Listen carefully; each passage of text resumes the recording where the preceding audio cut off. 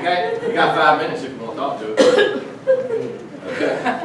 All right, if anybody comes in, we'll go from there. Now I'd like to ask Ms. Lake if she is ready. So we'll hang out.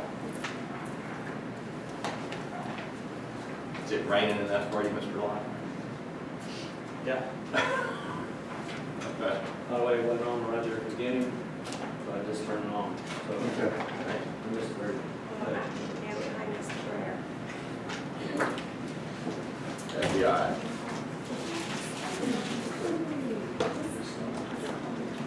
Yes, so John is going to talk to you about it. It's not always, this information. It's going to come to you, he'll talk about it, it's going to come to you, because we see people working on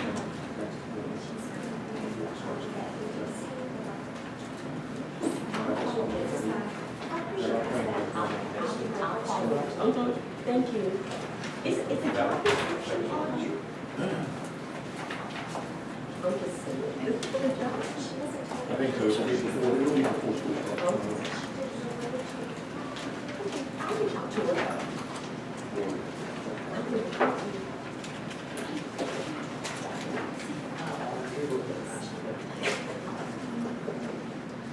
I feel so Ms. Lake, if you're ready, we're ready. Okay, I am. I'll sit down.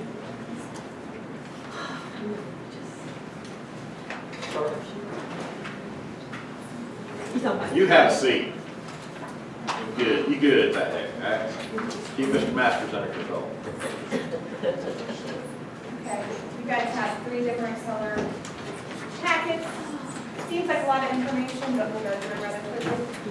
So if you have any questions, please pause.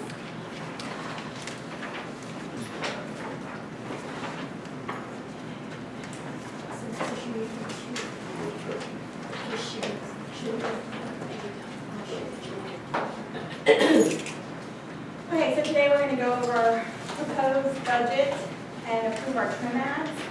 Next week we'll adopt our tentative millage and budget. That is the first of our 2 public meetings. And then finally in September we'll adopt the final millage and budget.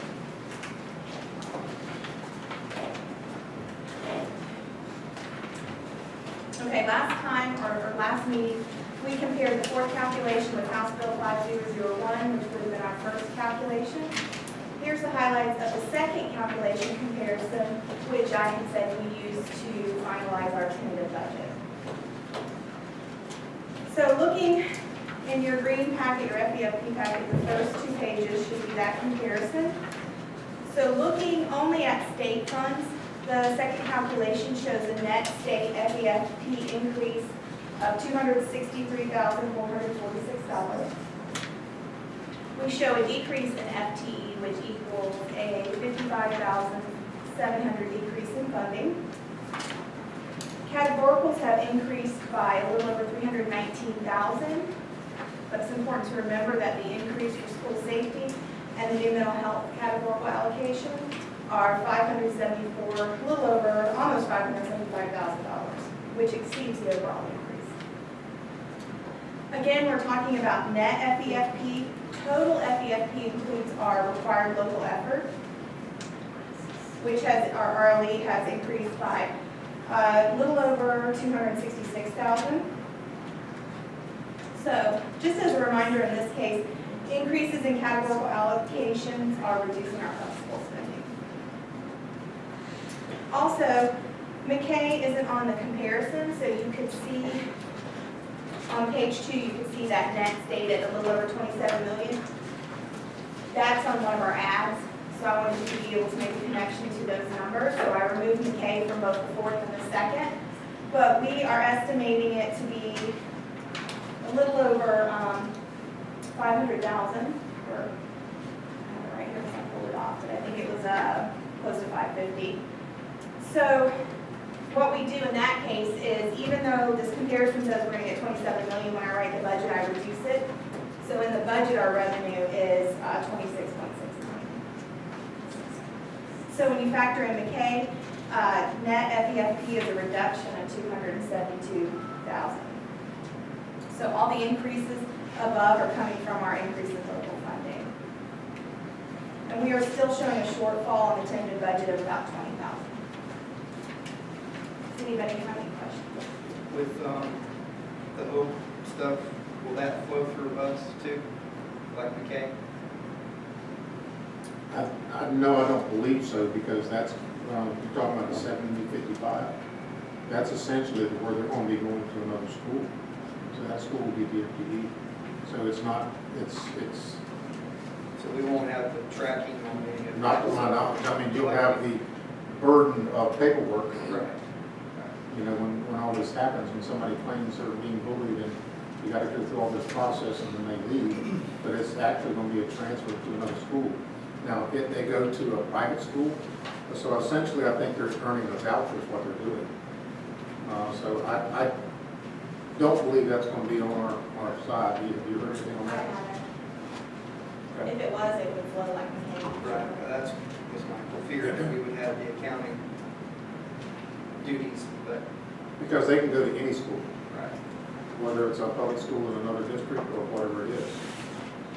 So I think it's gonna be on that entity to claim that voucher. I think the most difficult, from my opinion, in McKay is the budgeting, because we don't know. What you just said, basically on budgetary, we'd be a net loss 20. Yes, between the tentative budget, between the expenditures and the revenues in the general fund, we have a shortfall of 20,000. So we were able to, correct most of that. I think it was almost 200,000. Is that inclusive of our 5% or not? No, this would be a straight comparison of expenditures to revenue. Okay, so these are our charter school allocations, which are included in the FEFP figures I just talked about. Some of these, some of the increase are increases that will be passed along to the charter schools. So I thought it was important to show you how much flows through us to the charter schools. So Whispering Wind is estimated to receive a little over $790,000 this year, and that's about a $25,000 increase from last year. Nature Coast is expected to receive a little over $543,000, which is a little over $17,000 increase. Are we responsible for their SRO, school safety? No. It just goes through to them and then their responsibility for that. Okay, this is the parent notice of ESE funding. This is a statutory compliance notice. This shows you what we received per ESE FTE when factored with our ESE guarantee, which is a categorical. And this has to match what we spend from year to year, or the IDEA grant is impacted. So we have to match our spending. So this just shows you when you factor in the ESE guarantee, we are giving those kindergarten through third, or their total funding is a little over $6,000. 4th through 8th is a little over $5,600, and 9th through 12th, again, a little over $5,600. Back up just a minute. I want to go back to Chris's original question. I just recall how they're proposing funding that is on, essentially it's a tax on buying new vehicles. So, and none of that money comes to us, so I would say none of that accounting will come to us. On the Hope Scholarship, Yes, sir. right? Because you can divert up to $125. Right. Right.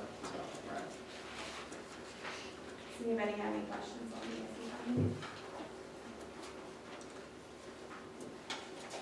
Are you going to talk about the last page there? Yeah. Okay, I just want to make sure. Yeah, and the last page is just an FTE forecast to actual comparison. So again, when I say we had a decrease in FTE, that was based on a calculation that we did in December, a forecast based on models that DOE gives us to choose from. And then at the end of every year, we look to see what our actual FTE was based on the final. And then we track it here, first of all, to see how close our forecast was to actual, and then to see the changes from year to year. So this is just a snapshot of 18-19. You have a full page in front of you, but you can see that first column is forecast to actual, and then the second column is the last year to actual. So it shows you, for instance, in 17-18, we had 64.49 increase in FTE. And it shows you at the bottom, we're projecting 17.77 decrease in FTE. And again, these are models that we get to choose from. This is the one we felt was the most conservative. And then the far right, that 680.98, that is the total loss in FTE from 2008. Can I ask a question about that? Could that vary from county to county? It does. It will. Because, Greatly. yeah, because I mean, this doesn't have anything to do with our, but we've been told across the state of Florida that we've increased funding to students over the past 8 years, and that's in Levy County, that is a bold-faced lie. Well, they may have increased funding, but because we've lost FTE, we may not have seen an increase in funding, so they are saying, In Levy. Well, it's not just that, but it's what's the increase in categoricals we're receiving this year? correct, that was 300,000. Okay, but see, and you're talking about best and brightest. That's an increase in funding, but that's coming from the state Right, directly to us, it's not in our budget.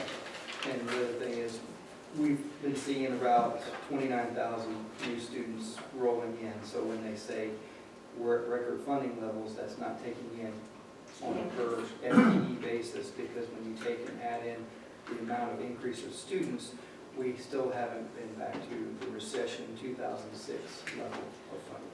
All right, do that right, exactly. but that sort of shows you our flat and declining trend that we were talking about except for 16, 17, 17, 18, where we have marginal increases. But when we talk about that being an issue for Levy County, this sort of explains that. And I promise you, the state has run models Right. on this right here with the 70-55, or 70-65, which one? Hope Scholarship. And part of this decrease here is them predicting kids going from us taking a scholarship going to private school, what that is. And require more local effort. To focus. Okay, so we're going to move on to the budget packet. So here we're showing where we project to end 17-18 and our tentative budget for 18-19. And again, this is based on object code. So if we're looking at the larger, what's in front of you, you can see in terms of revenue, it's relatively flat. In terms of expenditures, you see an increase in purchase services, which again is tying back to those textbooks, the science adoption.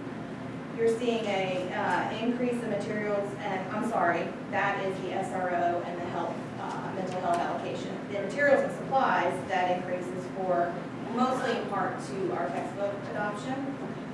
And other expenses, that captures our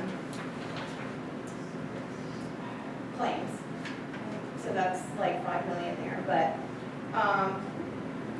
total expenditure increase is 2%. When you move it to the 10th, it's 1.6% increase in total expenditures. And then if we talk about the fund balance, so here's where we're projecting to end 17-18 with a financial condition ratio of 7.62%. But again, we have to break down the monies that are constituting that 7.62% so you can understand that. So what I've done at the bottom is that's the beginning of 18-19, so I'm taking that tentative fund balance, the beginning fund balance there. It's a little different in my calculation. I have a little over 4.061. The top is 4.82, and that's because of the difference I'm estimating in ending 17-18 and beginning 18-19, so it's a little off there. So looking at that, we are estimating our restricted to be 650,000. Then the assigned and unassigned that go together to capture that financial condition ratio, we're estimating assigned at 700,000. We're estimating unassigned at 2.7 million. But when I factor the 5% financial condition ratio that is board policy that we must keep, that is a little over 2.2 million. So what's left in that unassigned, that is technically unassigned, is a little over almost 500,000. 1% of the total budget. Right. Does anybody have any questions?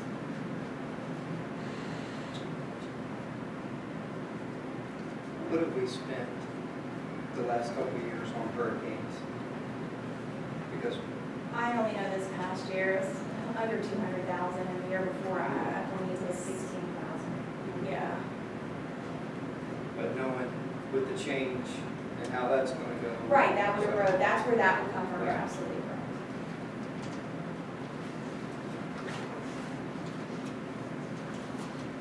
Right. You recollect back, I just want to make sure this is not simple mathematical calculations. The whisper winds issue, the state of Florida, the fine is completely gone away, right? It's not gone away, they do have to pay, it's not factored in our budget because they have enough reserve to pay it in full. No, but I think to answer your question, yes, the $400,000 cloud is not there. Correct, it's But there's a portion of that cloud that's still there that they're going to be paying. about 40,000. I can tell you, we received a new notice of FEFB audit for last year. Because I know if you have a, if the finding, dollar amount finding is within a certain threshold, they'll automatically come back next year, so they're coming back. So, Make sure to mention that, stay on that with Stone and Bradley. That 40,000 payment to the state of Florida, money flows through us to them, or correct? No, it was, I'm pretty sure it was like us. So we're still responsible. We will be responsible for it.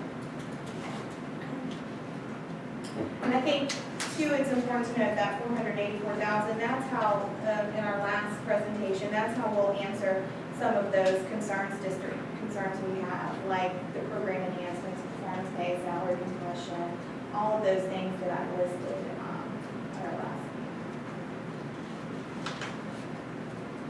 All right, and looking at the capital portion of the budget, the revenue changes are due to Wilson Middle High School. You'll see those changes are mostly due to the PICO funding we had coming in 16-17, and a little bit in 17-18, and then of course none in 18-19. The same with the expenditures. You notice the change in the expenditures.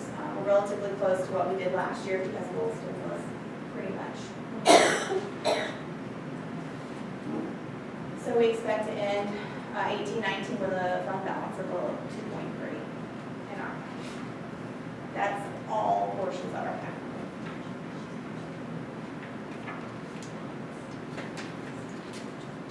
All right, and this is just that a. budgeting in the old Williston High School property. There's no, we wouldn't have an impact. Where you're seeing the impact is the reduction in like energy services, is from. But we're not budgeting the sale of that in 18-19. Oh, Wilson High School, okay, sorry, I said Wilson. Well, no, because it's coming in very, my understanding, we're just getting very small. Expenses. Yeah. And we can't spend that money until the final sale, anyway, it's private. So this is just a comparison, or showing you our debt service. We have two forms of debt service. We have our certificates of participation, and we pay a little over $666,000 a year for that. And then the other is our capital improvement refunding and revenue certificate debt, which is also called racetrack, and that's a little over $200,000 a year. Any questions on that?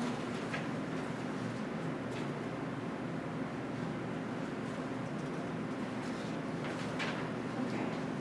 Now, our special revenue consists of our food service budget and our federal budget, so I broke it down here where you can see the two.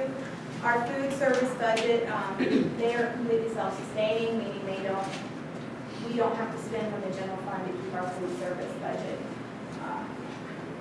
running. So here you're seeing that we are estimating, now there's still a lot going on with the food service budget, so this is a really, really big estimate here, but this, we're estimating ending 18-19 with a fund balance of a little over $900,000, but we're finishing up food service through September and we'll get better numbers then.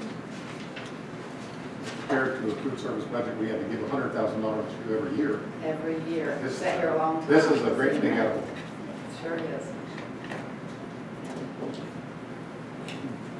All right, this is the federal portion of the special revenue budget, and again, what comes in from the federal programs goes out, so net zero.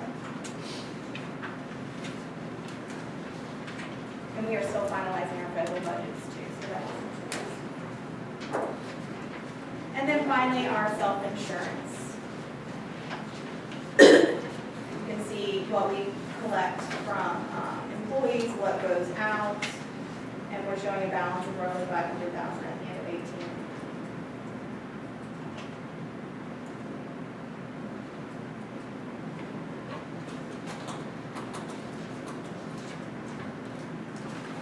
That expense, total expenditures on that, is that actually forecasted, or is that based on history, or? That is based on history for now.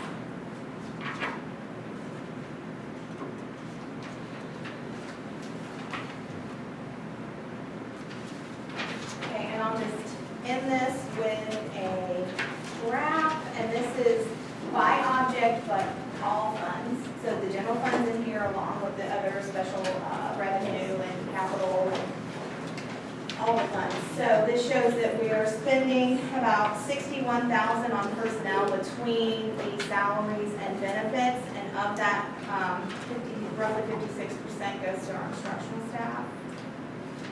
Again, the other expenditures are mainly our self-insurance claims, which is a little over $5.6 million.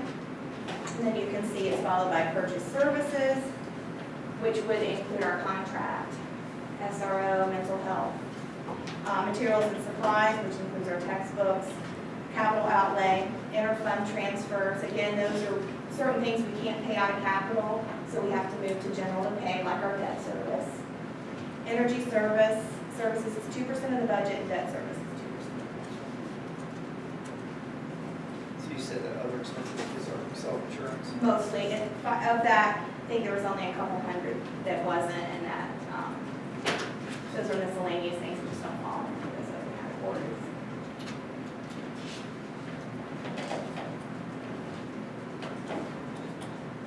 All right, we can move on to the trim packet.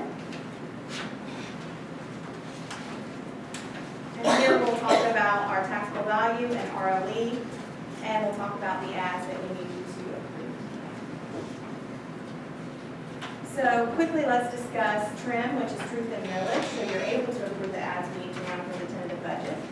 So here's a copy of our certified taxable value at a little over $2 billion.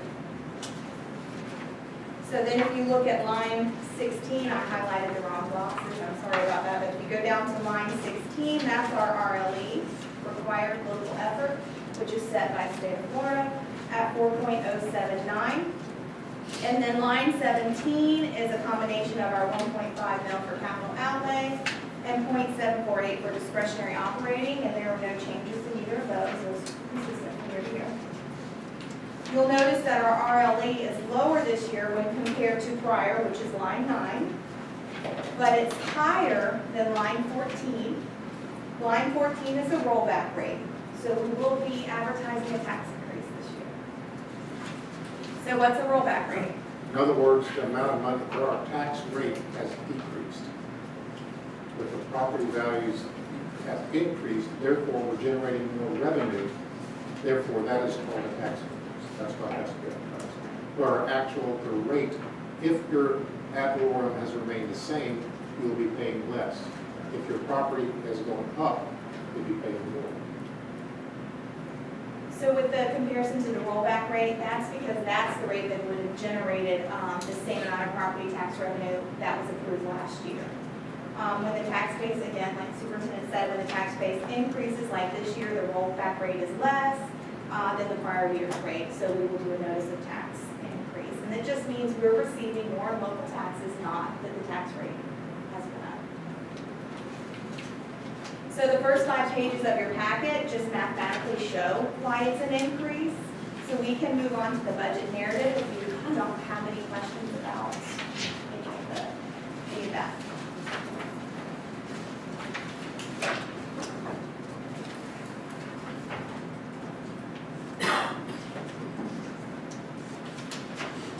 So I won't read you word for word the budget narrative, but basically the budget narrative is just the narrative of this budget summary. So when you read through the budget narrative, it will match up with the numbers here in the budget summary.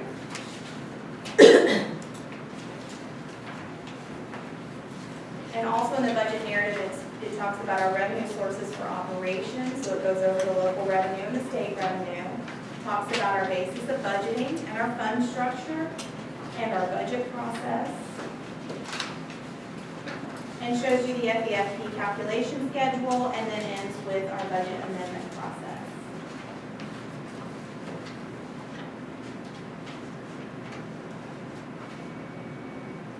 And this budget summary is part of the ask that I'll be asking you to approve today. we have to show the increase in our operating expenditures since it is a tax increase, and that's where that 1.6 came from. And the total budget is a little over 7 million, 7.1 million. Or 71 million.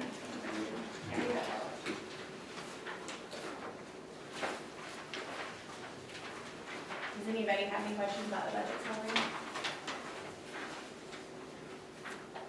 Okay, the next is the notice of proposed tax increase ad we just talked about. So these numbers in the top part came from our 420, which is what we get from the property appraisers last year and this year. So we plug those numbers in, and then it shows you our proposed tax levy for this year, so 12.9. And then the 27.2 in that second paragraph will match what was on the fourth calculation, and that is what comes to us from DOE, DOE. And then it's showing we have an increase, and that's spelled out. And then, of course, it ends with where the meeting will be held, the date and time.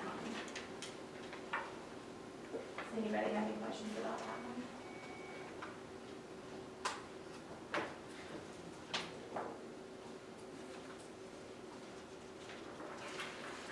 All right, and finally, this is the notice of tax for school capital outlay.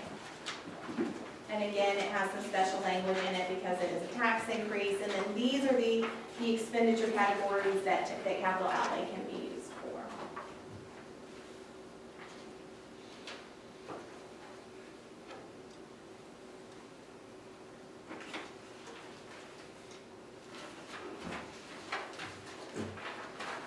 Anybody have any questions? So under this notice of tax for school capital outlay, it has to be listed under there for it to be. Correct.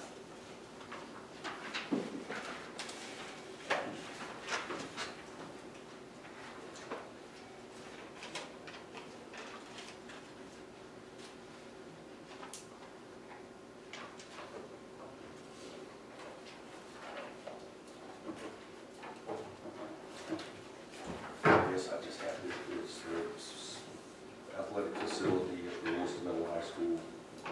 Would that be considered a capital project that needed to be listed? It would be, but not for this purposes, because it would not come from this portion of the capital outlay. We cannot use this money for anything athletic related. It would come from a different part of capital.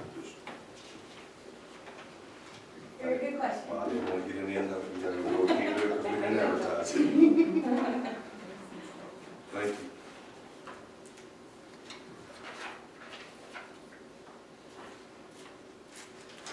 If there are no questions, Ms. Lake is seeking a motion. Made a motion to approve the following advertisements: the notice of the budget hearing, the notice of the tax for school capital outlay, and the budget summary ad. Second. A motion and a second, any further discussion? Seeing none, all those in favor, please say aye. Aye. Any opposed? Motion carries. Well, Thank it's very good. Ms. Lake. Is there anything else that y'all would like to see as far as that we can do differently as far as presenting the information? She's trying to get it to you different ways. It's working a lot better. Appreciate it. Working good. We got the details, we got the color coding. Good. So if there's any suggestions or anything that you specifically want, we need to know. I appreciate the transparency. Yes, thank you.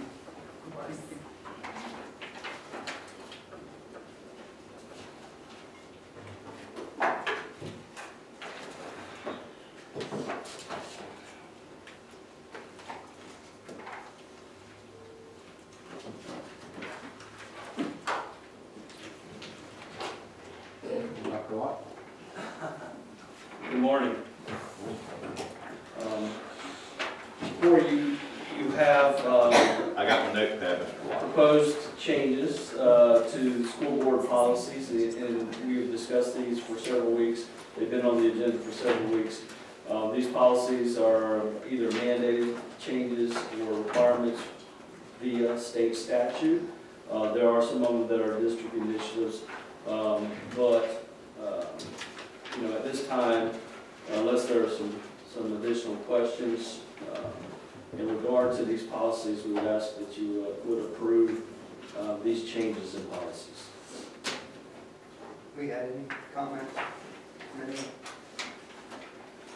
I mean, we approve the following school board policies for staff. Second. Have a motion and a second. Any discussion, any questions, anything? I would just say this, I mean, this looks like a very nice little summed up deal of about 11 items on here. It looks, there's a lot of work that's been put into that. I appreciate the direction of the superintendent down through staff and everybody, because this is what makes the district what it is, I think. Well, again, I'm asking for feedback. We try to do this a little bit different with you, and instead of here they are one time, do nothing, and here they are the last time, we tried to give you the opportunity to come and make recommendations along the line. Is this better than what we did this year, better than what we've done in the past? We just want to see the changes, because these are your policies. Absolutely. If there's no further discussion, all those in favor, please say aye. Any opposed?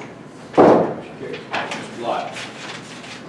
Dr. Hall, it is your turn, ma'am.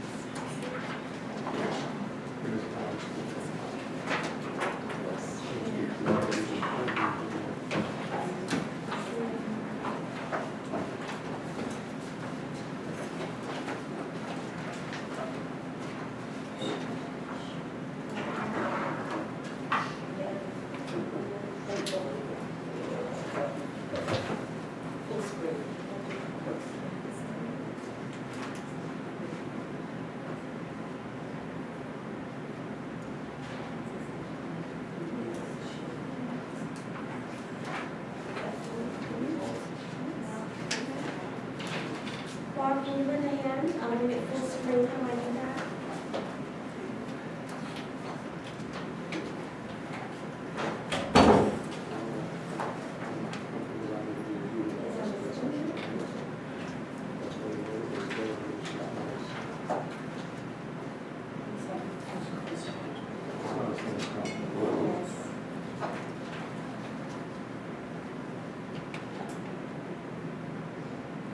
Probably not you.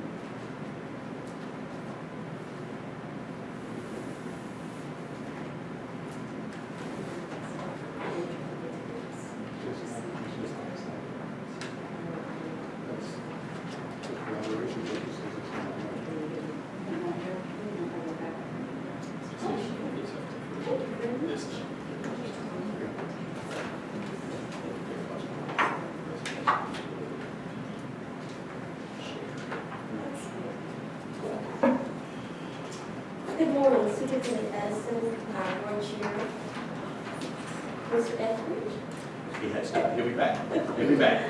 our board members, board attorney, Mr. Delaney, our colleagues and guests. As a result of the tragedy that occurred at Marjorie Stoneman Douglas High School, the Department of Ed has amended their Safe School statute, which is 1.1.62, to include a mental health allocation to school districts to further support our students. I will not read every slide to you. You have the PowerPoint. I'm going to give you an overview of the information that's there.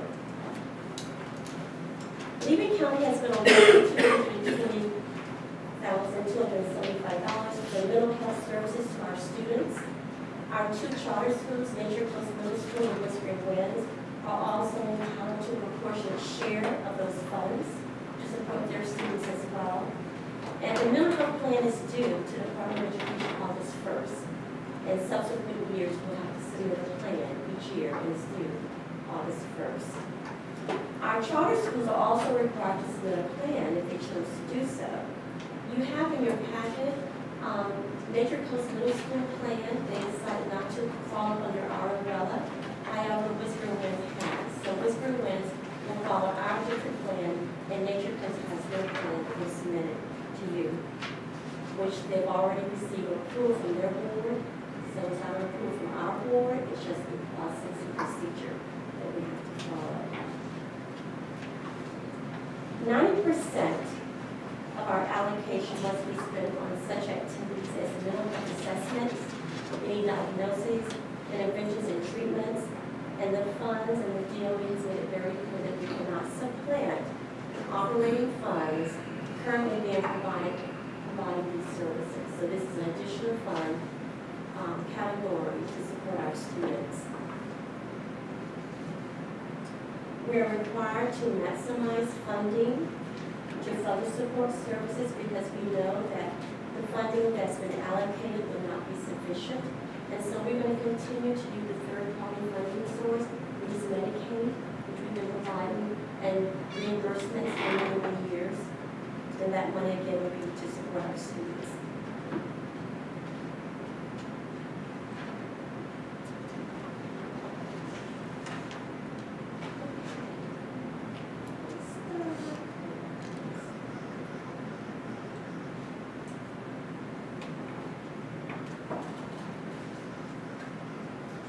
I can't go any further, so we'll just continue. We have a PowerPoint. 10% of the 100% that's been allocated, which is $220,725. 10% we're going to use to offset the salary for our district's safety specialists. Because we're all allowed to use 10% up to 10% of that 100%. Statute 1011.62 refers to the mental health allocation, which requires each district to report student outcomes and expenditures, such as any screenings that we provide our students, assessments that are conducted, any students that are referred for services or assistance. We're also to include any services provided by our school board employees, and I'll speak to that momentarily. Any contracted services, and any partnerships with other agencies within the community. Part of this new legislation is that we're required to provide what is called a youth mental health first aid. It's an 8-hour face-to-face training for all the school personnel. This training was adopted by the Department of Education. It is research and evidence-based. However, the Department of Education is going to create a 2-hour module, abbreviated, more awareness. And at this time, they're suggesting that we use the 2-hour module when it becomes available. It's not available just yet. For our support staff, such as our secretaries, our bus attendants, our bus drivers, our cafeteria workers, we're still waiting for something in writing. This is a discussion that we've been having at Department of Ed, but the 2-hour module will be created. We don't have the exact timeline yet, but the guidance that we need to receive for them is what personnel would that fulfill in terms of requirement. Everyone else in our district has to receive the 8-hour face-to-face training.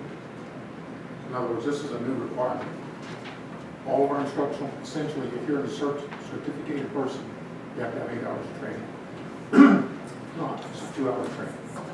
And that's going to begin this year? This year. Yes, and the expectation from the state is not that every person in every district is trained by the end of the school year, but they did say to us that we needed to start training and that we need to start with our secondary schools. This is new information that I just received last night. I've been in close contact with our state director, and we talked frequently during the week, and she indicated that there was a conference call and that the guidance that's going to be given is that school districts start with their secondary schools because the youth mental health first aid training is geared more for students 12 years and older. And so my hope is that that module will become available so that we can at least do an awareness for our other staff members and then work through that process. For my own knowledge, what we're trying to do is create an atmosphere where we have early detection.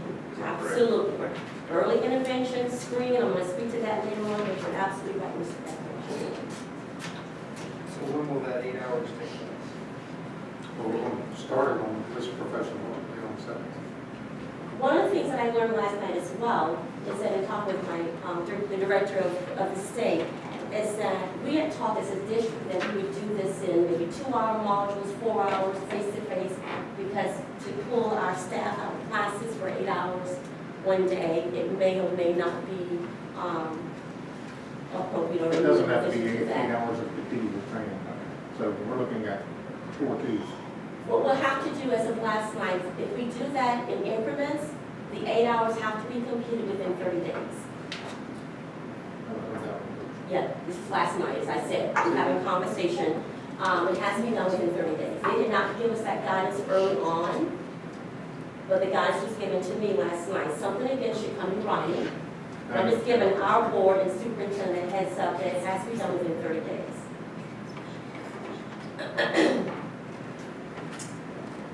And so, out of that 220,000, if we have the one professional day on the 7th, and now we've got to have that, is that going to pay salaries, or is that? We have a different funding source that's been allocated to all of the districts in the state, whereby we can use some of that money for training in terms of knowledge and travel for our colleagues. Stipends is something that they have not really supported, because the thought behind that, if we do this round of training this year and pay stipends, then next year is going to be the responsibility of the district to pick up that cost and to open that window to start paying and then not being able to do that. So the advice that they're giving, not dictating, but the advice they're giving is look at any professional development days. We have districts who are having their, scheduling their trainings on weekends, after hours. I'm not sure if they're paying them or not. It's really up to our district on how we want to roll that out, but we have to write the training. And what that looks like would be up to us in terms of when and where. The key to that, you said face-to-face training, It has to be face-to-face. not modules, where they're doing their face. Only for that group that I spoke to, like our secretaries and bus drivers, they may be given 2 hours. So when somebody does the 8 hours, It's good for 3 years. okay, And then I'm you have sorry to if have I'm a refresh. interrupting you. No, that's okay. No, great questions. Because I went through the training about 4 years ago in Good Chris County, and I thought I was good. And I said, no, in 3 years, you have to redo. And then, of course, our new employees, Ms. Dee and I have been in conversation about that, of having a system in place, because people come and go, we know, throughout the year, and make sure that we capture all our staff. Again, we're going to start at our secondary level and then work our way through. And the plan next year may be, and I'm sure it will be, that we're going to continue training, because we're not going to be able to get it all done. As you can tell, they're building this plane while it's in the air. right? It is exactly what it is, absolutely. I'm not sure where we're on the slide, but I'll just keep talking. You have the PowerPoint before you, so I can just do that. As you're aware that we are one of the 19 districts in the state whereby we're the fiscal agent for SEDNet. And SEDNet is a discretionary project that's supported by Department of Education. It does not cost us anything to have SEDNet housed in our district. I accepted that honor at that time in 2005 to be one of the 19 fiscal agents. Our SEDNet person, who is Liz Smith, we're working very closely with our district safety specialist, which is Mr. Weber, Dennis Weber. And part of their role, the SEDNet and our district safety specialist, is to train. So they'll be attending training the trainers. Liz will be going July 30th through August 3rd in Palaca. It's a 5-day intense training. Mr. Weber will be going later on, I think it's August 7th, I have those dates. But he'll be going later on in a different location. It's a 5-day intense training as a requirement. And so the idea is that they will come back to our district and train our staff. In addition to that resource, we have an agreement, not a written agreement, but a verbal agreement with Meridian, because they too receive a special grant, and part of that grant is to provide training to districts in which they serve. They've already started this rollout in Alachua County and some other neighboring districts. We also have the Levy Coalition with Jonathan Lewis, which is just phenomenal. And he too has a resource and willing to come to the table to provide that level of support at no cost to us. At no cost to us. SEDNet in conjunction with BEES, that's our Bureau of Exceptional Student Education, Department of Ed. Their role is to ensure that we adhere to the state federal mandates. In this case, it would be a state mandate. They would make sure that all our I's are dotted, all our T's are crossed. They work alongside us to ensure that that is occurring. Now, the last, I think the 3 slides, let me kind of fast forward here. Okay, I'm just going to summarize the last 3, the next 3 slides. It just speaks to the role and responsibility of SEDNet. Now, our SEDNet coordinator, Liz Smith, she serves several districts, and they are Gilchrist, Union County, Bradford County, Baker County, Alachua County is her largest district, so they need a lot of support there. And of course, yours truly, Levy County. So those are the 6 districts our SEDNet person serves. So what I'm sharing with you, she has the responsibility to ensure this is happening in the other 5 districts as well. She has the responsibility to go into those districts and train their staff as well. And Alachua County is going to be huge. And in competition with the state, I suggested and they agreed that when Liz and whoever their district safety specialist is, that they have a multitude of trainers. Because Liz alone cannot train just with a few trained trainers. You see what I'm saying? So the trainer responsibility is to come back and serve their own district. So I've suggested to the director there that perhaps we need to look at several people to train. I'm not sure how they're going to roll theirs out, but they've already started that training process. Any questions regarding this quick summary in terms of our role and responsibility, the money that's been allocated, how we're going to use that money? Oh, I didn't speak to that. So on one of your slides, that's when my slide presentation stopped, I've included that our plan is to hire a school psychologist and or a mental health counselor, because we're looking for the same professionals as everyone else in the state. And there's less of them and more of us who are in need. So I'd like to give us some flexibility by allowing to hire psychologists and or mental health counselors, as well as money in the event, and I'm sure that we may have to contract services as well. That was my question. Because in the past, a psychologist has been multi-county, right? So this hire 2 psychologists or mental health counselors would be for Levy County only? Yes. Okay. We will not share, they become school board employees. Right now, we'll continue contracting with Marion County for our psychological assessments, but remember that our psychologists, I started the interview process last week, and I have one that I'm going to be interviewing this week as well. They too can do some of the same duties that our contracted personnel is providing. And so we want to capitalize, but their primary role and responsibility is to assess, intervene our students that need it the most. Again, the mental health piece that I'm speaking to.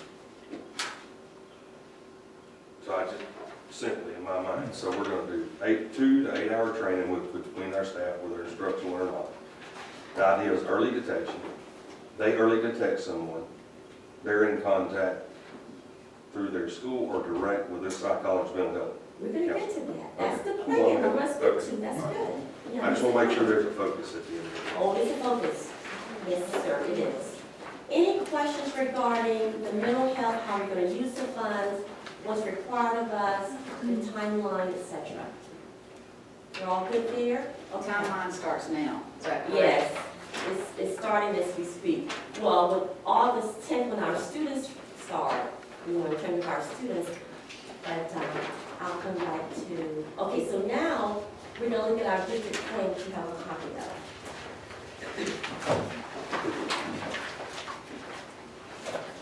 And there's no PowerPoint to go along with this. We're just going to have a conversation regarding the plan. I'm going to start by saying that our school board of Levy County Mental Health Assistance Allocation Plan is based on the precepts that school mental health services are essential to creating and sustaining a safe school. We've all been very concerned about the safety of our schools, the safety of our staff, as well as the safety of our students. So we're going to start there with that in mind. And that's going to drive everything that we do from this day forward. You see on the plan, our team are all listed. I have divided this presentation up into 10 sections as part of our plan. Section 1 addresses the level of services that will be provided in addressing the social and emotional mental health needs of our students. We have aligned our level of support with the state level support, which is referred to as the multi-tiered system of support. Sometimes you hear the terminology MTSS. That's what we're referring to. Depending on the severity of need of students determines the level of support. Throughout this document, you see the level, tier 1, tier 2, tier 3. I'll come back to that. It also includes in section 1 the early warning systems that Mr. Evans was alluding to. And what we're going to use in Lee County with your approval is the data that we will use to identify students that may need further screening or assessment. We're going to screen our mid-year kindergartners, our rising sixth graders, our rising ninth graders, our students who return to us, and we are aware that they have the Baker Act, any student who makes a threat to themselves or to others, and of course, any referral that's made by any of our professional educators. That's where we're going to start.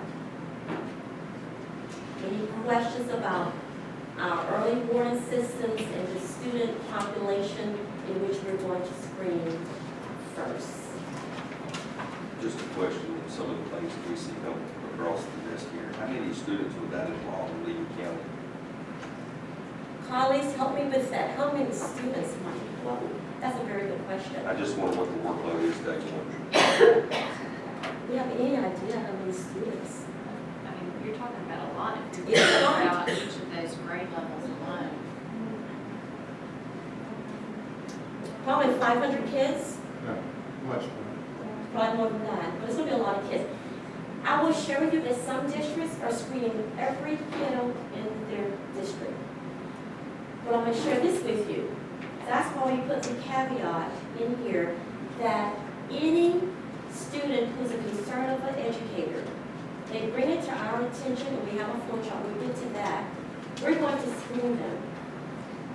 If we screen every student, and we find that every student needs something, we have to provide the necessary supports and services to those students.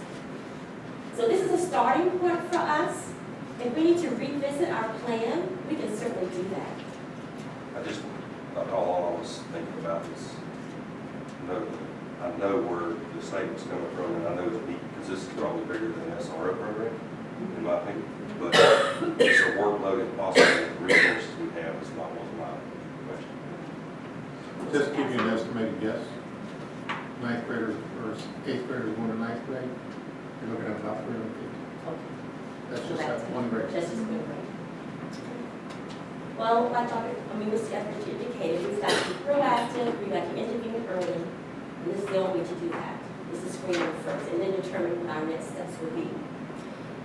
In section 1, we also include the trainings that we'll provide. We just spoke to that, the youth mental health first aid is one of those trainings, among others. We've also included, you may have heard this terminology before, it's nationally known, it's called restorative practices. We've already started this rollout. Two of our deans from Wilson Middle High School, the other two deans, they agreed to go to a 3-day training with Mr. Rufus Lott, who will be here on August 1st. That's that flyer that I've invited you to attend. Our principals, assistant principals, and our district staff who attended the NEFAC Summer Institute also heard Mr. Rufus Lott. And our teachers will hear him on August 1st, along with any other administrators who have not heard his message. I heard him for the very first time at a state conference in the Panhandle, and I walked away like, whoa, this is what we need to hear. Not that we don't know this already. Not that we don't know his message already, but he does it in such a way that our principals came back while they were there and text me, email me, say, Dr. Hall, we need to get him, we need to get him. He needs to come to Levy County and talk to our teachers. They didn't know I already had him. I booked him back in January. We had a conversation. So he'll be with us all day at Wilson Middle High School. I made a copy of the flyer for you. If you want to come by, I welcome you to come and hear the story. Our principals are really excited. They encourage all of their staff to attend. So my hope is that the cafeteria at Wilsonville High School will be able to house all of our guests. Right now, we have over 100 that are registered online. And those, I've extended it to my colleagues in Washington County. They're going to bring a few of their teachers staff. Citrus County is going to bring over about 12 or 13 of their staff members. Gilchrist County the same. So we share our resources and efforts and hope that they'll share theirs with us. And they do. We play very nicely together. You also have in the mental health plan the various tiers. I just want to point out tier 3, and those would be our students who need intense services, perhaps more than what we can provide. That's where SEDNet will come to the table. We have a collaboration with our agencies to come in to work alongside us to provide those intensive services to our students. And in the plan, it identifies what constitutes tier 3 support. It's pretty wordy there, but the state wants, when the Department of Ed receives our information, they want to have a very clear picture about what student or students, how they meet and decide on this level of support. So it has to be thorough, it cannot be short and sweet, otherwise they'll kick it back to us and ask for additional information. I'm of the opinion to give everyone more than what they ask for, and then tell me they don't need it. So I've given them lots of information here in terms of what that tier 3 support is going to look like for our students. And those are for our more intensive needs. Also, you see the referral process. If you turn the page, our referral process. You also see the various assessments that our licensed mental health counselor and or school psychologist can use. It could be other assessments, all but maybe one of the assessments listed are free of charge. They're evidence-based, they're online. A lot of the assessments I received from our state psychologists, from the Department of Ed, who lead this charge. So these are the assessment tools. Many of them are very short and sweet to give, some are more lengthy. But it's going to be up to our clinicians to decide on what works best for them because they're the ones that have the expertise. Now, where it says school counselor, that's not the guidance counselor, correct? Yes, sir, it is, our school counselor, because they do play a part in this. I thought that we all read that we were not to take our school guidance counselors and use them as part of our. No, see, our school counselors' role and responsibilities won't change. They've always been required to provide counseling services to students who need them. When it gets to the mental health piece of that, that's why we're looking at some additional staff that has that expertise and skill set to provide that level. But our school counselors have always been charged, I would call our tier 1, that any kiddo on their campus who needs that level of support in terms of counseling services, they're still charged to provide that service. We have community referrals, and then of course we're going to coordinate our services with our agencies and partners. Section 4 and 5, I have listed our collaborative partnerships and community agencies. This also includes our Department of Education. Again, anything the Department of Education provides, there's no charge to us. For example, I've listed several agencies here. Fiddlers. Fiddlers is a free service to Levy County and all the districts that they serve. And they come to us with quality, skillful folks and have been for a number of years, as long as I've been in Levy County. We have the Multidisciplinary Diagnostic and Training Program known as MDTP. You've heard the name Dr. Anne Marie Slinger. We've had Dr. Slinger come and present to us in dyslexia. She's worked very closely with our schools. She continues to work closely with our schools. Her background is in the medical field. And so I'm giving you an example of a lot of these that are listed, at least all of them actually, come to us free of charge. And they have the toolkit, they have the skill set, They have personnel that can come along alongside us and help us make decisions about our students and what level of support they need. So this is our collaborative team here that's going to help us do this work that we all know is very difficult and none of us can do it alone.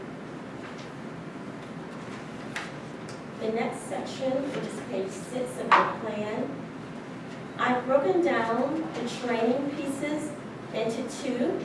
You see mental health tier 1, mental health tier 2, and 3. This speaks to the training. I've indicated the personnel that will receive that training.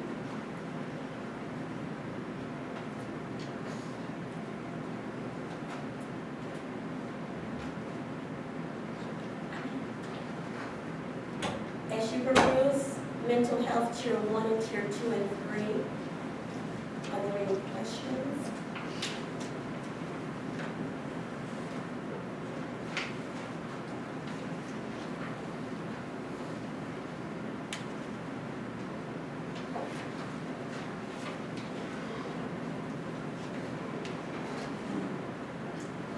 Section 7. Regarding the reporting is huge in terms of the number of students that we may have that we need to intervene early. So the reporting to the Department of Education begins in September of 2019. So they're going to want to see the big picture in terms of how we use our money, the number of students that receive mental health screenings, the number of students that receive assessments, services, by either our school board personnel, contracted services, or any agency. So they want to know who has been involved in providing this level of support to students. Another required area that includes the tools that we use to evaluate the effectiveness. So just telling them that we screen 1,000 students is just not going to be sufficient. They want to know what were the outcomes of the screenings, the time commitment, the services. You see that under section 8. So what we're going to use, the data that we will use to determine whether or not what we've done for kids have worked and worked well. We're going to use the early warning system. So we're going to look at office discipline for students, referral rates, etc. We're going to use a youth risk behavior survey. We're going to survey our youth. We're going to use the screening before and the screening after tier 2 and 3. So what was the little kiddo like when they came to us? They needed lots of support. After we intervene, we're going to run that same screen to see if they've made some improvement. That's the data the Department of Ed is looking for. And then we're going to conduct a school climate survey, which we do already. We might need to tweak what we're already doing to make sure we have some questions that speaks to what we're discussing today regarding mental health. But those are going to be our evidence, if you will, of how well we've done and support our students. Any questions regarding the reporting and the outcome data that we'll be using? The state is also asking that we disclose, if you will, if we have mental health counselors or contracted services currently. And Mr. Etheridge, back to your question, this is where they want to know that we're not using the money to pay for something that we were already doing before. And my response in this plan, and you see it, is no. We do not have those clinicians to provide that level of support.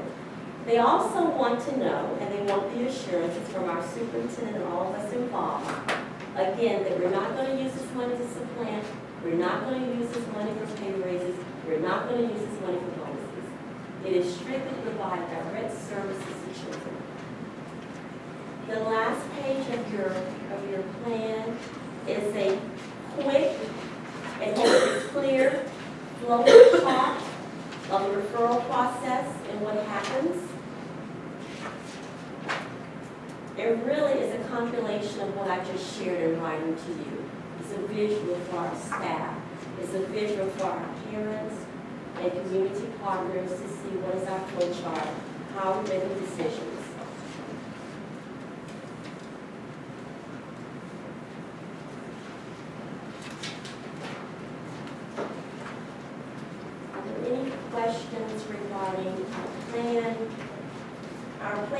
fluid. If there's some additional information that the Department of Ed would ask for, and they probably will, You will. we're just gonna own it, they probably will want more or clarification. We'll respond. I think we're off to a good start.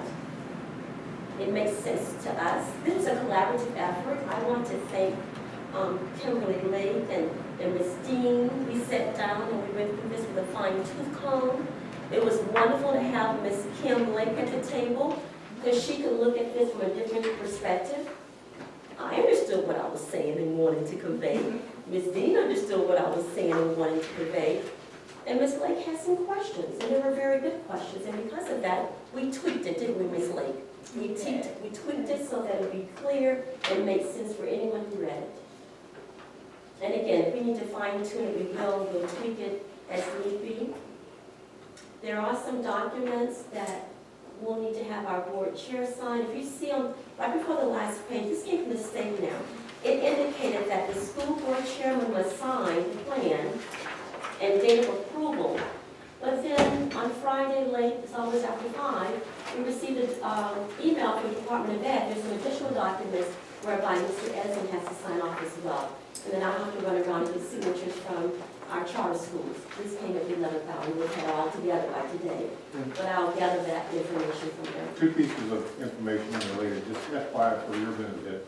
There's no document that goes through this office, especially when they're requesting funding, that doesn't go through the proper chain of command around here. And that is, it all gets reviewed through either Kimberly's office, how she delineates that approval process, any of them. So nothing's going to come just straight to me. So it's going to be come through to make sure it's budgetary sound, and we're spending the money we're spending, and the bottom line is the bottom line. So that's the side part. Secondly, I'm a little hot right now when I learn some of these things and changes at the 11th hour. And I'm going to be reaching out to some pads, and I just think this 8 hours within 30 days is just totally ridiculous. And so I just think that's just wrong. First off, you got this much training of all these new people in the state of Florida, and it's got to be done in 30 days, and you can't pay stipends or anything? Be for real. They said we could pay the stipends, but they just caution us for starting, opening that window and not being able to. Because next year, they give us money this year. That special grant may or may not be available in terms of professional development. It's one thing if we're just training new people, but we're training all people. We are. So So it will be our decision if we want to pay our folks if it's after hours or not. But just knowing that the caution was that if you start that method and delivery, are you going to be able to sustain it? Because we won't have this money this time this year. So, anyhow, The I mental health, the $225,000, that's recurring dollars. That's recurring dollars. That other set of money that was given to us from, we haven't received it yet, it's in the mail. From SEDNet, those are not recurring dollars. That's where you can use it for and just the professional fact that they haven't development. developed the plan yet either. But I think, I'll make one comment. I think that's part of our job and probably ought to make it up its way on our agenda in Tallahassee. I understand the recurring dollars, but we have to continue to train also. So the dollars on the training ought to be reoccurring also. Which I'm glad you mentioned that, and I asked this question a few days ago. The state is investing thousands of dollars for our train the trainer. As I mentioned earlier, Liz Smith, our SEDNet coordinator, and Mr. Weber, who's our district safety specialist, is attending that 5-day training. That 5-day this training, week, the 5-day training with the manuals, there's manuals, like $20 a manual for everyone that attends. And they can train up to 30 individuals in one setting. They have identified 3 locations, one in the Panhandle, one down south, and then in Palaca. Those are the 3 currently training sites. There'll be others that will open up later on. It costs approximately $39,000 for each person. So the state is picking up that cost when they factor in the manuals, the travel, the hotel. They told me this past week, because I asked, well, how much does it cost to send someone to this 5-day training? About $39,000. And that's why they're saying to all of us in the state that we need to train as many people that we can, so that this time next year, when we continue to train our staff, we already have certified, bona fide people in our district that can do the training, that can conduct that training. So I talked to Mr. Weber via email last night about reaching out to some of our school personnel that may be interested in this training, maybe not now, and maybe sometime during this year, so that we're kind of trained up, if you will, this time next year, because that onus is going to be financial responsibility will fall with us, because they won't fund it next year. As of today, now things do change, but they're saying you got to be able to sustain the support that we're giving you. So use us up now, use the dollars that we've allotted to you, and get your people trained, at least get the trainers, so they can train within their own district. Because if we have to go out and have folks to come and do the training for us, we're going to have to pay for that service. So right now we have We need a Mr. motion. Weber. Right now, we have Mr. Weber and Liz Smith are set next week. Okay. We need a motion to approve your plan. We do. Move we adopt the mental health plan as presented by Dr. Paul. Second. Have a motion and a second. Any further discussion? All those in favor? Aye. Any opposed? I'd like to close with this slide. I have one question. Do they have to also approve the principal? No, it's just a process that is submitted to us. And let me share this with you. I'm glad you mentioned that, Mr. Edison. It wasn't until Friday, as I said, after 5, when we received the email regarding this additional documentation for signature. It also included a checklist, and I was always familiar with the checklist. The state provided us a checklist of things that we're to include in our plan. They also told us at the regional meeting that I attended several months ago that we had, these are my words, but we had no jurisdiction over the charter school's plan. Their plan is their plan. It is not up to our school board to approve their plan or deny their plan. We're to accept their plan. So I accepted our charter school plan with a few additional questions for him who made those changes. Unless I read it incorrectly, the memorandum that we received on Friday indicated that the charter school's plan was to adhere to that checklist. So I share that with you because I did not look in great detail, because I was not required to do so, nor are you, to approve their plan. So their plan may come back to us. I'm going to review it this afternoon as in my travel. If anything glaring stands out, I will submit that to Mr. Bell. He's real good about responding and responding very promptly to add anything that I see that he has not included on his plan. But again, that was shared with us on Friday. All before that time, they said we had no jurisdiction. Remember, Kim, you and I had that conversation? But even at that point, I did say certain things would be included. So I just want you to be aware of that. It may get kicked back to us, but not really to us, to the charter school, to add those components. Mr. Chair. Yes. Dr. Hall, what kind of communication is going to be in place if a student is in Orange County, transfers to us? How do we know? What typically happens is when a student enrolls at their respective school, usually the data clerk and or the school counselor in conjunction will reach out to that sending district or sending school and request records. They also pick up the phone because sometimes those records do not come very quickly. Sometimes they're months later. But I think because of where we are in this country, that it would behoove us to have a personal call when a new student comes to us that we don't know, and just find out right away where that kid is, what level of support they need. That's not something we've always done, but because of where we are now, with the nature of the kids that come, and the trauma informed and all that happens, that I would think that our schools would just pick up the phone and call that school to give us a heads up, if you will. Right. So again, that we can intervene quickly and address whatever concerns we may have instantaneously. I know we want to follow HIPAA, FERPA, and all those things, but how important that information can be, and we don't want anything to slip through the cracks, as we know was evident. So, I do believe, and correct me if I'm wrong, my colleagues that know this piece really well, because I'm working on our emergency form. We have a place there now. Right, Ms. Stevens? Where Yeah, parents, everything is contingent upon people telling the truth. Well, that's the other, That's true. right. Right. But the parents have an option on the emergency card to say whether or not their child has been either seen by mental health counselor or whatever. So there's a little place in there for them to say yes or no, and then you can maybe get some more information. But again, it is whether or not they're going to Right. disclose that. Because some families won't disclose that, and so we have to be watchful. That's why, if nothing else, the 2-hour module, whenever it's ready, I keep referring to, because we have to wait until it becomes available. If nothing else, it's going to be an awareness, because people don't know what they don't know, and there's signs out there, red flags, if you will, that's going to tune us in that that kiddo, his family, perhaps did not disclose.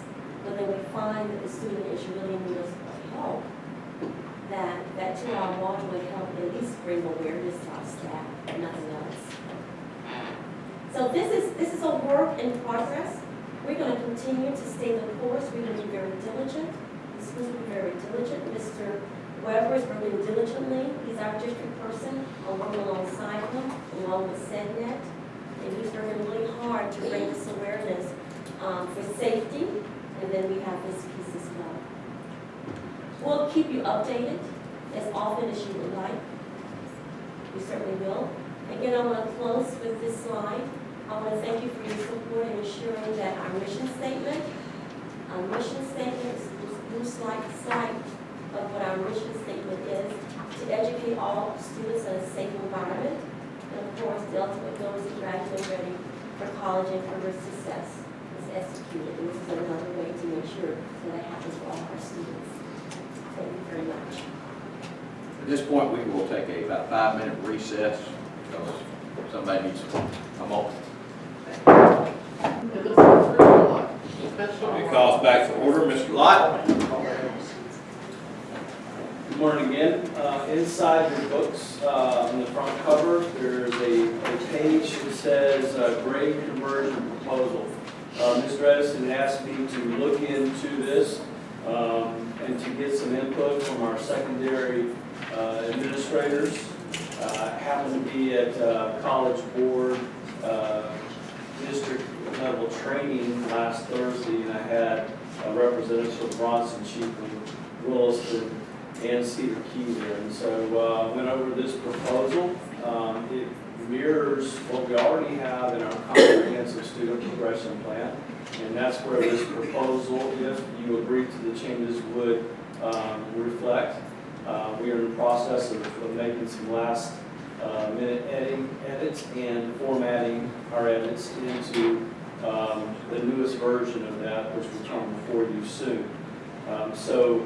Basically, again, this mirrors what we already have in regard to conversions of grades, which may come to us from other districts, may come to us from other entities, for example, from Central Florida or Santa Fe or the University of Florida. Sometimes they typically do not give us numerical grades, but they give us letter grades, and how we convert those is dictated by our comprehensive student progression plan. So if you look at that, you can see the proposal. This proposal differs from our previous proposal in 2 ways. First of all, if you look at letter grades to numerical grades under the old policy, an A was converted to a 95, and a B to an 85, and so forth. So basically in the middle of the road, more or less, between the range that is available for an A or a B and C, etc.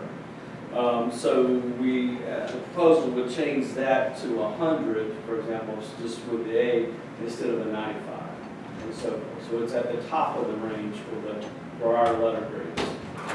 The other addition you'll see there at the end, which is with end of course exam conversions. As you know now, we basically take the scale scores of our EOCs and then convert them into numerical grades within those grade classifications. This would take the levels that the student received from a state EOC and convert them into a numerical grade which correlates at the top of the scale within each segment. So a 5 would be 100, level 4 would be an 89, and so forth and so on. And you just also see that this is non-retroactive, it would go into effect for this school year. So anybody that gets in that Texas EOC and gets in that level 4 band, is going to convert to an 89. Everybody. Yes, sir. But you bottom of the top on that. Yes, sir. So essentially, what the effect would be, the EOC would not alter a grade, only up. For example, if a student had an 89 or an 88, and they scored a level 5, there would be a 100 average in the 40%, so that student could average up to an A. But if that school kid scored a level 4, where they're currently at a B, their grade would not be there. That makes sense. Now, if they score a level 3, it could. But a kid doing what she does normally in class is going to stay there. Correct. They won't lower their average unless they score lower than their average. Just a quick question, but based off of our parents' model that she did of the 67 counties across, is this at the highest progression level of that model? This is the most frequently used model. It's not the highest. The highest is 100 for anything passing. So therefore, passing would be Level level 3, 3 or 4, or above. That's the, Do we get an A? that would 100. that would be 100. So we're still gonna have school districts that are embellishing above our grading level. Correct.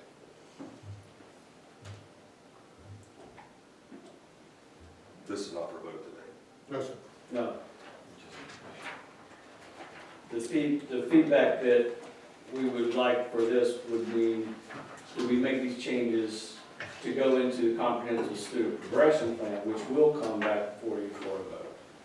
So it's up for discussion. That's where we would like to put this, is in our progression plan, so it's there and it comes through every year. So what created this discussion was we have other school districts who are embellishing their grades and putting the students in Levy County at a disadvantage.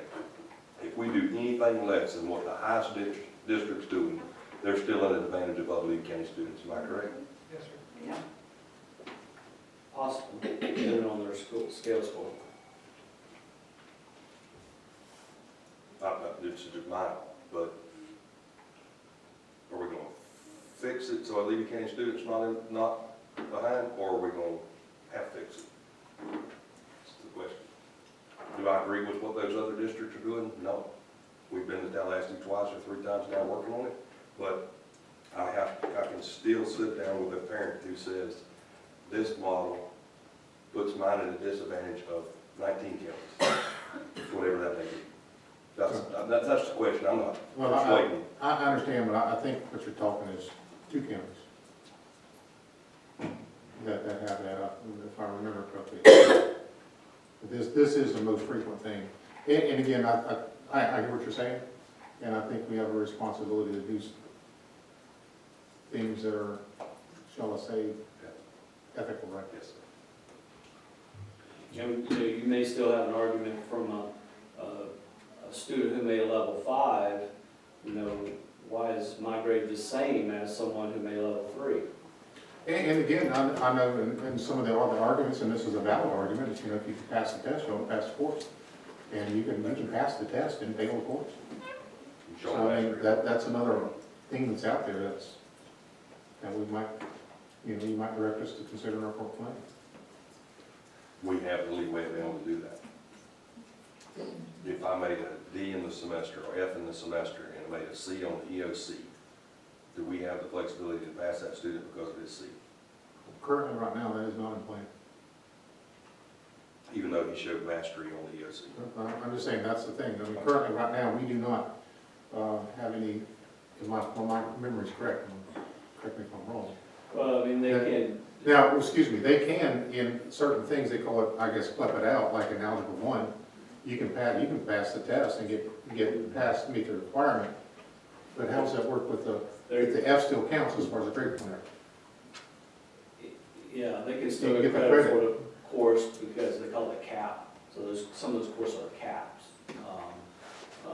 But it doesn't necessarily give them grade, level points, so it doesn't really You impact. can get the credit, but it's their still, your GPA. effort's still in your GPA.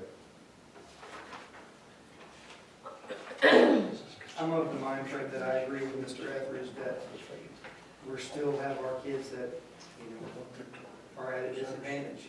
And I struggle between what I feel like we went through great thought in developing our scale and how sound logically it is, but yet it puts Levy County students at a disadvantage compared to other kids. Whether it's graduation, whether it's bright futures, whether it's entrance into a college. And so I know that as we've been to Tallahassee, I know we've talked to legislators, I know our legislators are very interested in this issue, so. What I don't know is what their specific interest is. Is there interest in making a standardized thing, or is there interest in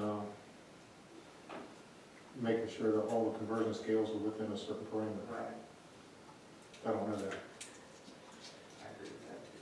We can affect change in our county on a pretty rapid, quick scale. And if I left Tallahassee the other day, one of the assumption that the best case scenario, if we waited on them, would be at least a year. Yes. And we have a graduating class coming up 2019, so. So if I'm hearing you correctly, we would rather see this, a level 5, 4, or 3 would get 100. And a level 2 or 1 will get a 59.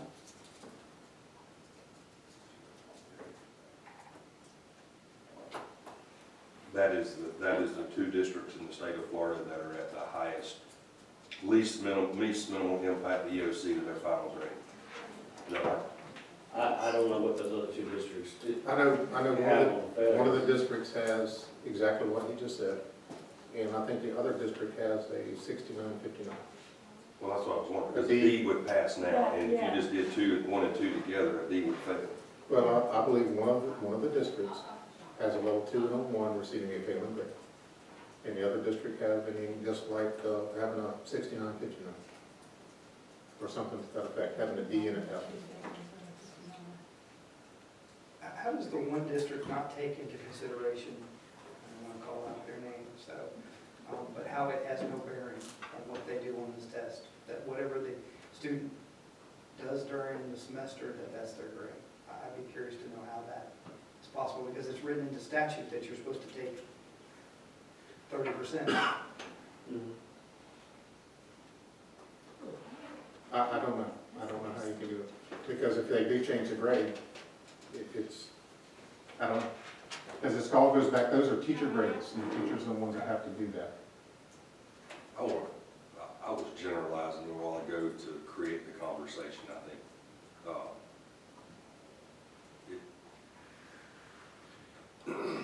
You would think that school districts and district personnel would sit down and do what's ethically right for their students within their county, but what we have is then who have not. I don't know that I want to participate at that level. I was trying to create the conversation to understand that.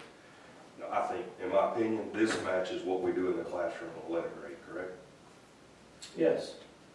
So, I still have heartburn, but I still believe that over time, if we keep it, working on it in Tallahassee, will affect the change that needs to happen. But Mr. Carroll, I'm not going against you. I don't believe there should be any student in the state of Florida anywhere who's above ours on the same letter grade or the same score they made on the test. So I'm glad we're not voting on today. I'm still caught in between the two. Because we've asked for it to be ethically done. But the chain of command and bureaucrats and politics require way too much time to fix it on a simple fix. Because the answer we got is we can't fix it. So we have a 16-story building in Tallahassee full of people and they can't fix it. That's correct. They came up with this great idea. They created. Yeah. To me, the dilemma is this. We don't want our students to be at a disadvantage of any other county, but we're ethical people. And that big ethics word hangs out over us, and the very people that say, oh, you must remain ethical, are the very ones that go, we can't help you on this. Throw their hands up. think this is fair. I think this is fair. But does it still leave a disadvantage? Yeah, because one county, let's all go home. One county, Sign your name to it. just sign your name and we're gonna get 100. Yeah, I mean, I can't go that far. No. I don't wanna be in that class of person that says, ethics be dang, everybody gets 100. Can't do that. Can't do that. Get what you get. What are we, yeah, the bigger picture is what are we actually teaching? Aren't we in the teaching business? So I like this, I can't help what some other county does. They got an answer for that. But me, I like to be able to look in the mirror and go, did what was best for the students, and I did it ethically. I think this sums that up, that's my opinion. The only caveat, because I won't be off, because I want to critically think about it just till we get to the end, all right? It's only 2 counties left, but there's only so many slots in University of Louisville. And we have that one student up there in that one county who gets in ahead of this student here in this county, we've created that same disadvantage because they've embellished their scores. But how do you make somebody else ethical? But as a devil's advocate to that assumption, 70% of the grade has nothing to do with the years. It's not just about the test. It's about all the coursework and all that goes into the regular school year. Yeah, I've never had to sit and say, okay, we're gonna let this kid in, I've only got one spot left to let this kid in school, and I'm gonna look at his transcript. Never sat in that position, but I would think if that was my job, I'm gonna look back and go, I just got 100 on that EOC. You carried a C all year long. This kid got an E all year long. Will they see that? So they see They that. won't even see that, they'll just see the final grade. But the final grade is what? If you carried a C all year I long, mean, you see they're not many grades. Most good in the EOC. But the logic behind this is that this conversion does not bring anybody down. It'll hold them harmless to whether they're 70%, it holds that 70% harmless, or it'll raise that 70%. So it's not gonna take anybody from an A to a B, or a B to a C, but it will take somebody from a B to an A. The other thing that I want to point out, the letter grades to conversion to numerical grades, by increasing that to the top, I think it encourages our kids to take more rigorous classes like our dual enrollment classes, because really they were at a disadvantage when you converted back. The highest they could get, for example, was a 95, whereas a student could sit in a regular classroom and get 100 for possibly much less rigorous work. So I think that if nothing else, that is an improvement over what we had before. Okay, so unless someone instructs me otherwise, we will. Just one more question, because I know how this thing is multi-layered. This would have, if we embellished that the way other school districts are embellishing it, would that have an effect on our school or county grading? Yes. Well, graduation rate's a part of Our our graduation rate it could, but again, I think on the lower end, it's talking about the same thing. Okay. If it did, it would be a small thing. I don't believe it'll be an effect on graduation. If so, it'd be a very few number. It would be someone who possibly had a failing grade, but made a level 3 or above on the EOC. You know, it was like a 57, 58, and I might get them a credit or half credit. You know, they could have possibly, but it'd be a very small percentage, I would think. Okay, thank you. superintendent? This next item is the Guardian Program, as you know, and Colonel Sheffield's here with us today. We've talked a lot about the Guardian Program pros and cons, and I think one thing this board is unanimous about is that in no way do we want a Guardian Program to supplant the school resource officer program. We've made it quite firmly adamant and apparent that your belief is to have a school resource officer in every one of our schools. And if we do anything with the Guardian Program, that would be supplant those efforts and not, or supplement those efforts and not supplant them. So at this time, you know, we've talked about we have to make a decision on whether or not to get into the Guardian Program or not. And based upon my understanding of the way things are in Tallahassee, then it is my recommendation that we enter into the Guardian Program. So, Second. Got a motion and a second, any discussion? Seeing none, all those in favor, please say aye. Aye. Any opposed? Motion carries. Has everyone had a chance to look over the minutes from the previous meeting? Are there any changes? Make the motion to approve. Have a motion and a second. Any further discussion? All those in favor, please say aye. Aye. Any opposed? Motion carries. We'll now move to the consent agenda. Are there any changes or updates to the consent agenda or the addition to?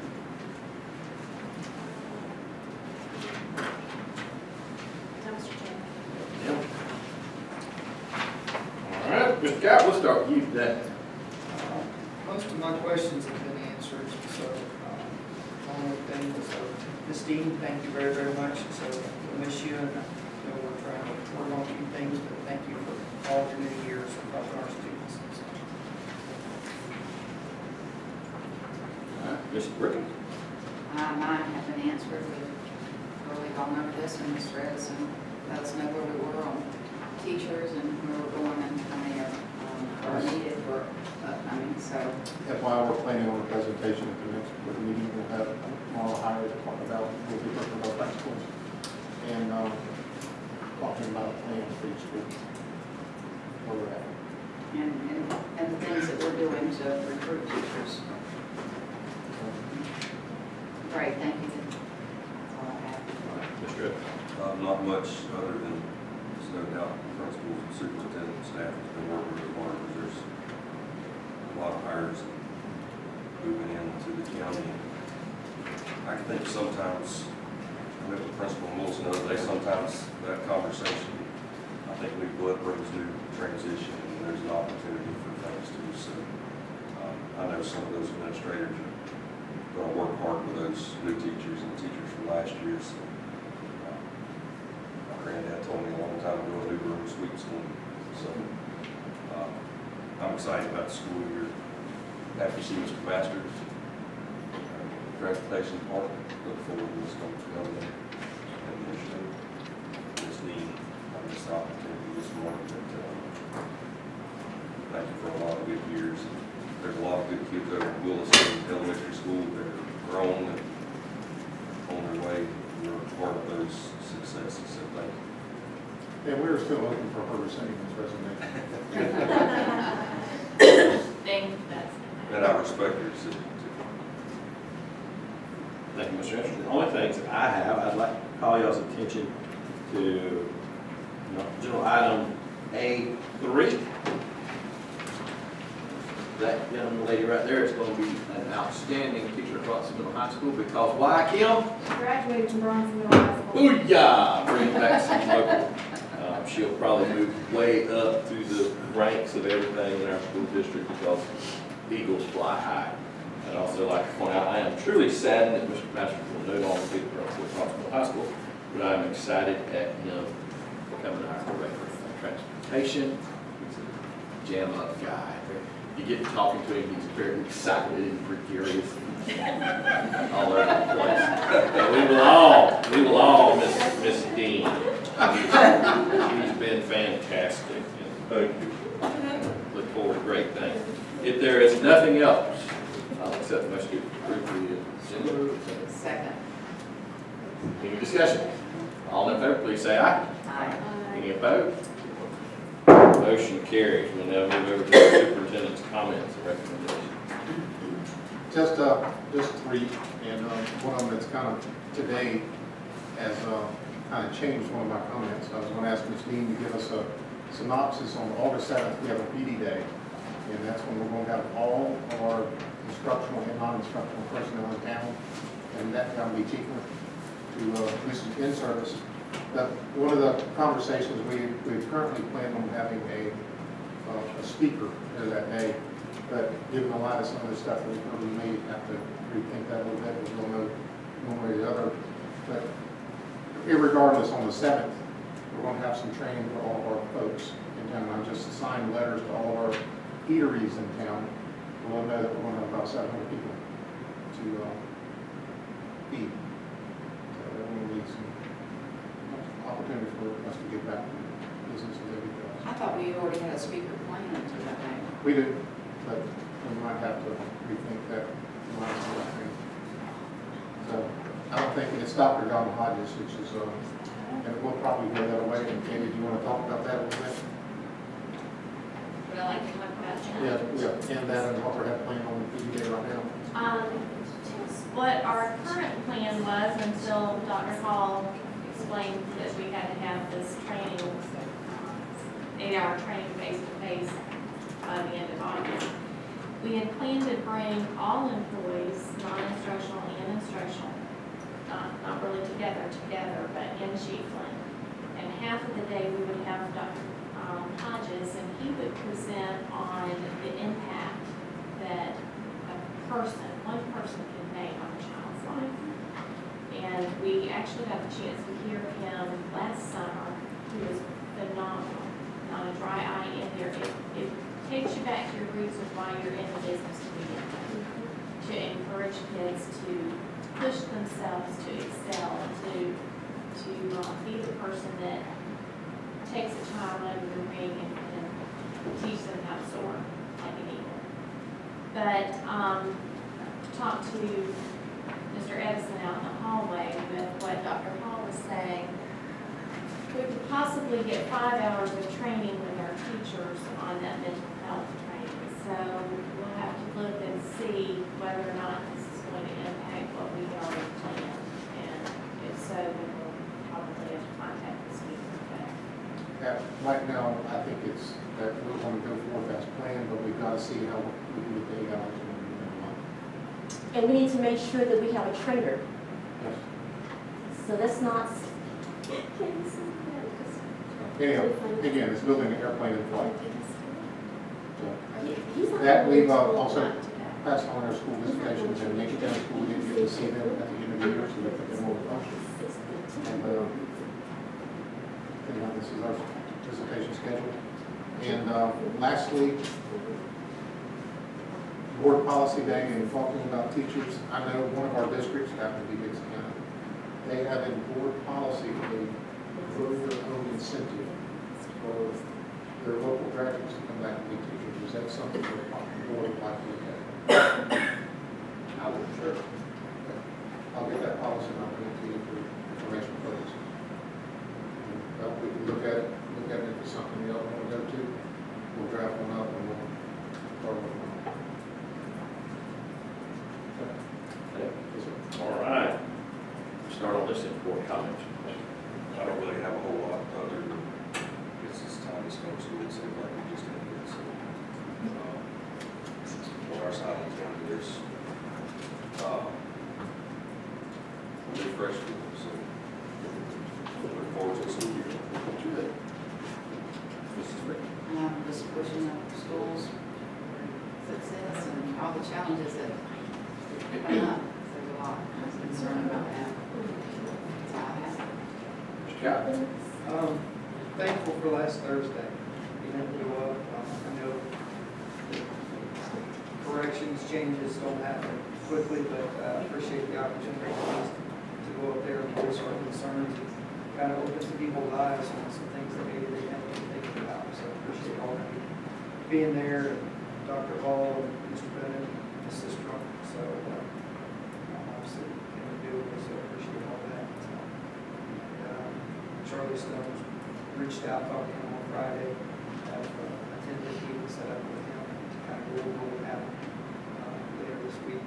So he's definitely engaged to what level, I'm not sure, so I appreciate his engagement on that and trying to help us through this process. So just looking forward to getting going. So I know we got a few vacancies still in Cedar Key, so we've got a few new hires already. So I'm looking forward to starting off this week. So appreciate everybody's effort. So I know when I came on the board, I really thought that some were slowed down, but it does not. It speeds up. So everything you don't get through during the school year kind of gets tacked on at this time and tackled in hiring. So appreciate all of your efforts. So thank you very much.